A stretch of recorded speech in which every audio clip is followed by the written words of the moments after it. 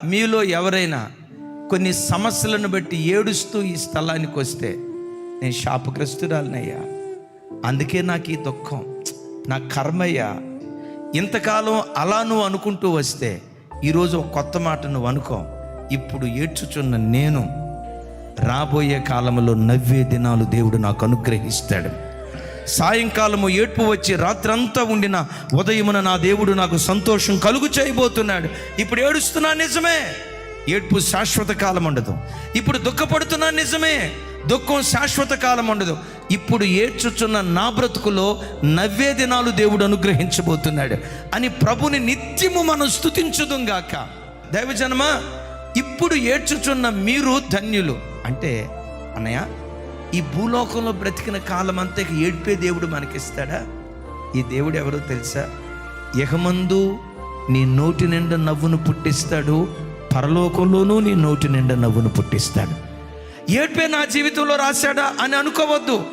గమనించండి, జకర్యా గ్రంథంలో రాసి ఉంటుంది, ఈ దేవుడు దుఃఖ సముద్రాన్ని దాటింపచేసే దేవుడు అంటాడు. దుఃఖ సముద్రం ఎక్కడుందో తెలుసా? నీ గుండెల్లో నీ గూడు కట్టుకుని ఉంది.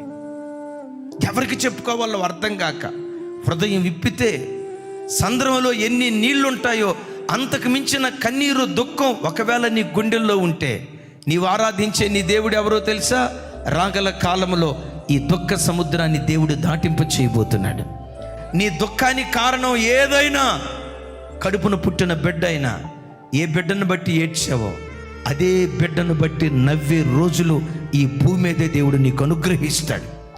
ఏ కూతురు అనారోగ్యాన్ని చూసి ఏడ్చావో, ఏ కూతురు ప్రయోజకురాలు కాలదని గుండెల నిండా దుఃఖం పెట్టుకొని, దేవా నా కూతురుని ఆశీర్వదించు, దేవా నా కూతురు నిలవబెట్టని ఏ కూతురును బట్టి నువ్వు ఏడుస్తూ బ్రతికో, ఏ కూతురును బట్టి ఏడుస్తూ నువ్వు బ్రతికావో, ఒకరోజు రాబోతుంది అదే కూతురును బట్టి నువ్వు గంతులు వేసే దినాలు నా దేవుడు నీకు అనుగ్రహిస్తాడు. ఏ భర్తను బట్టి ఏడ్చావో అదే భర్తను బట్టి, దేవా ఇలాంటి మంచి భర్త నీవు ఇచ్చావు, నీకు స్తోత్రమయ్యా, ఇలాంటి భార్యని ఇచ్చావు, నీకు స్తోత్రమయ్యా, ఇలాంటి మంచి కుటుంబాన్ని నాకు ఇచ్చావు, నీకు స్తోత్రమయ్యా అని గతంలో దేన్ని బట్టి నువ్వు ఏడ్చావో దాన్ని బట్టి నవ్వే దినాలు నిశ్చయంగా దేవుడు నీకు అనుగ్రహించును గాక.